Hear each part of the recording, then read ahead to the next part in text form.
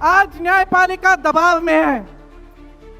सारी मीडिया, मेरे भाई बहन मीडिया के जो यहाँ खड़े हैं, बेचारे मजबूर हैं। सारी मीडिया या अडानी जी की है या अंबानी जी की है। आज परिस्थितियां ये है कि पिछले आम चुनाव में मुख्यमंत्रियों को जेल में डाला गया, कांग्रेस पार्टी का बैंक अकाउंट बंद कर दिया गया, भ्रष्टाचार के नाम पे तरह तरह के इल्जाम लगाए गए जिसका कोई प्रमाण नहीं है। ईडी भेजी, इनकम टैक्स भेजा, सीबीआई भेजी, और जैसे जैसे जिनका दिल कमजोर था, जो सह नहीं पाए, वो उनकी पार्टी में शामिल हो गए, वैसे वैसे इनकी वॉशिंग मशीन उनको धोकर उनको पाक बनाती रही। आज संसद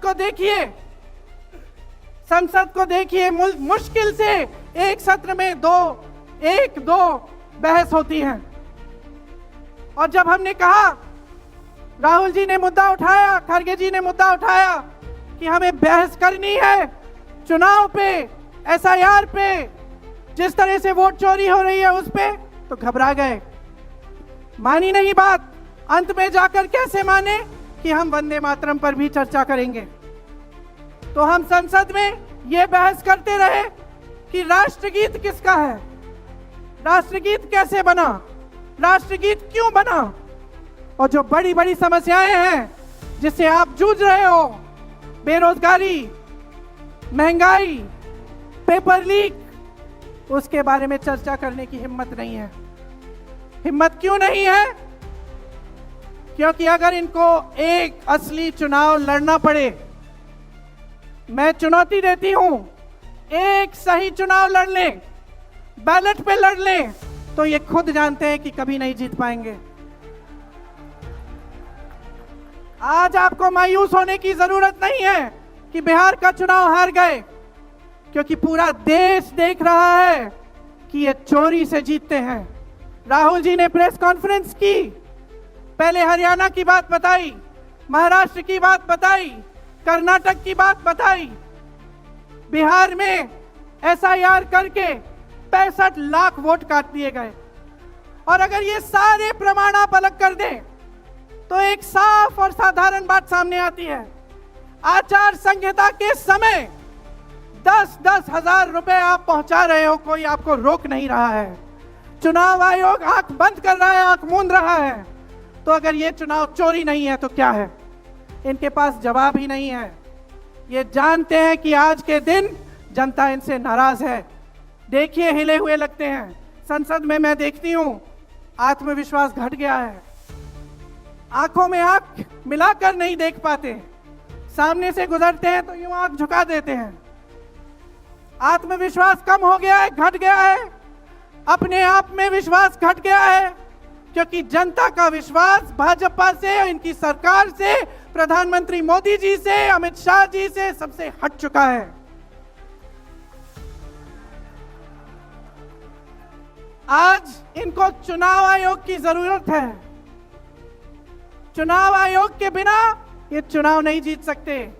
और याद रखिए, चुनाव आयोग के जो 3 अधिकारी हैं, उनके नाम आप याद रखिए, कभी मत भूलिए इनके नाम, क्योंकि ये आज हम लोकतंत्र पर वार कर रहे हैं।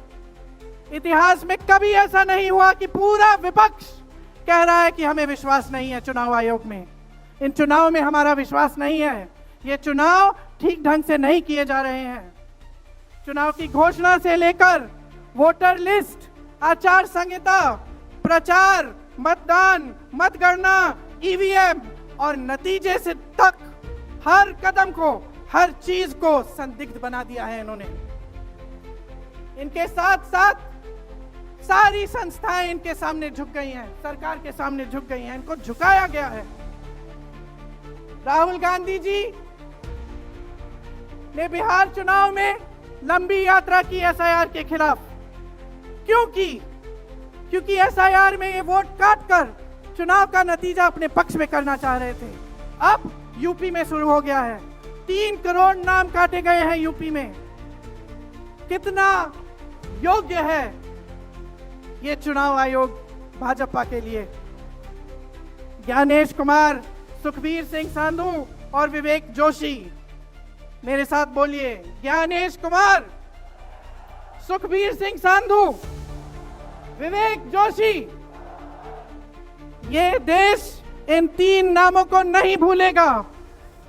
ये चाहे कितने भी बड़े बड़े ये कितने भी इंतजाम कर लें इन लोगों को बचाने के लिए, एक दिन इन्हें इस देश को जवाब देना पड़ेगा कि किस तरह से इन्होंने हमारे वोटों का अधिकार हमसे छीनने की कोशिश की, किस तरह से इन्होंने साजिश रची।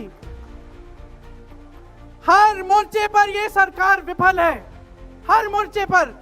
आज डॉलर 90 रुपए का हो गया है। जब 60 रुपए का हुआ था तो कौन रो रहा था सड़कों पे? कौन रो रहा था सड़कों पे? नरेंद्र मोदी जी बार बार कहे जा रहे थे, आज क्यों नहीं बोल रहे हैं डॉलर पे?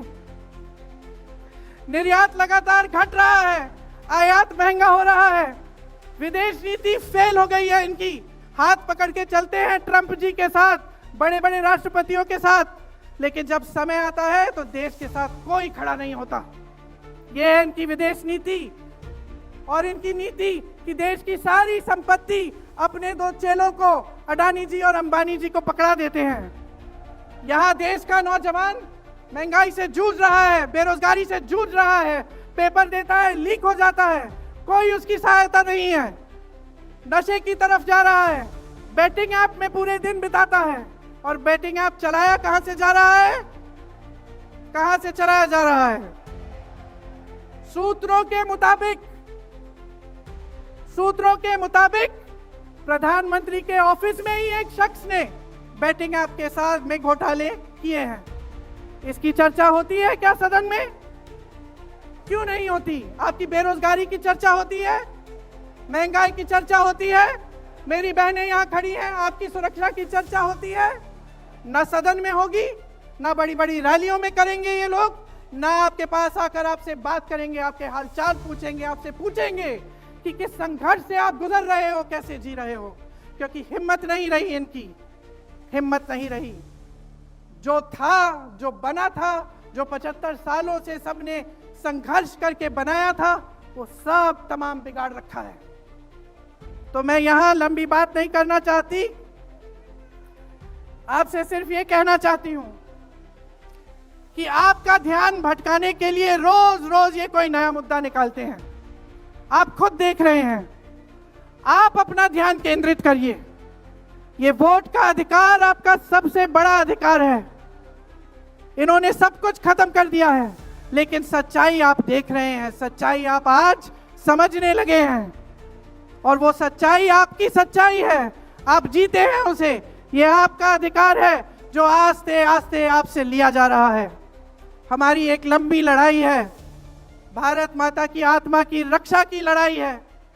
राहुल जी 8000 किलोमीटर की यात्रा करके आए हैं, देश भर में पहले पैदल चले, फिर यात्रा की इन्होंने किस लिए? न्याय के लिए, देश की एकता के लिए।